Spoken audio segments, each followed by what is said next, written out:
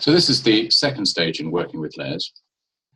Notice that in this panel here, we have this little eye symbol, and that symbol, if I click it off, means that that layer is invisible. It's still there, because if I click it on again, nothing's happened to that layer other than it becomes invisible.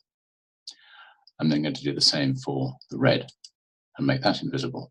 I'll then do the same for the blue and make that invisible.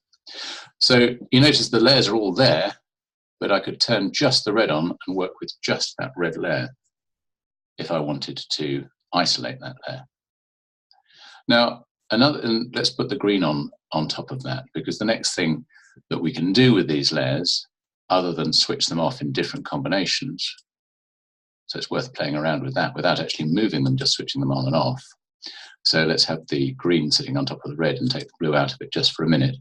You notice in the right-hand corner of the layers panel here, there's an opacity at 100% slide. If I click that right-hand arrow, it gives me a slider for the opacity. And if I move that slider, watch what's happening to the green. As I move towards 0, the green disappears completely. So this is controlling the opacity, the transparency and opacity.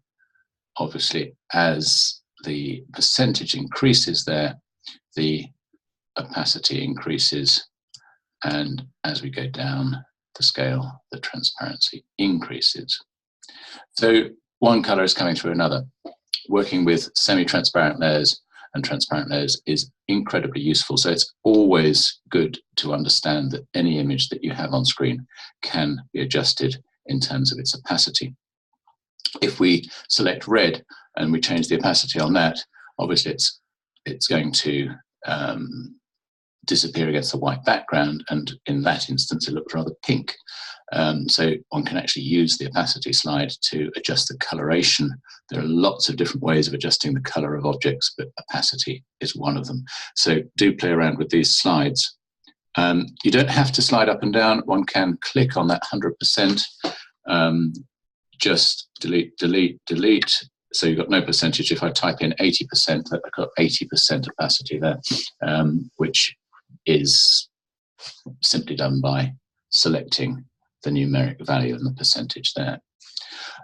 So if we put the blue black in, you can see that the red is semi-transparent. I will make the green, select the green here by left-clicking on a PC and increasing the opacity of the green. So you can start to have these sort of effects.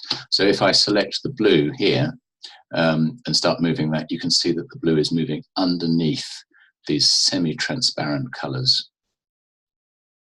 So that's semi-transparent, and of course where the colors overlap, you've got a brown in the center there. So it's a good exercise simply to experiment with what things look like as they are moved across each other when transparent. I'm going to make the blue transparent there so you can actually see a different effect there. And of course, if we select that, as we did in the previous video, to make that blue go to the top of the pile, we get a completely different combination of colors. You can see that there's that color there. We move what is now a sort of violet color across the brown, and we get a deep purple shade appearing there. And you can see these moving across. Opacity is also very useful to use temporarily, so you can see what's going on behind an object, and you then increase the opacity again once you've seen what's going on behind it. Once you've worked on that, and you can go back to 100% and solid object again. So let's do that with all of them. There's the blue, and we move that back to 100%. There's the green, we move that back to 100%, and there's the red, and we move that back to 100%. So that's the second of these videos, and if you now go on for the continuation on the third.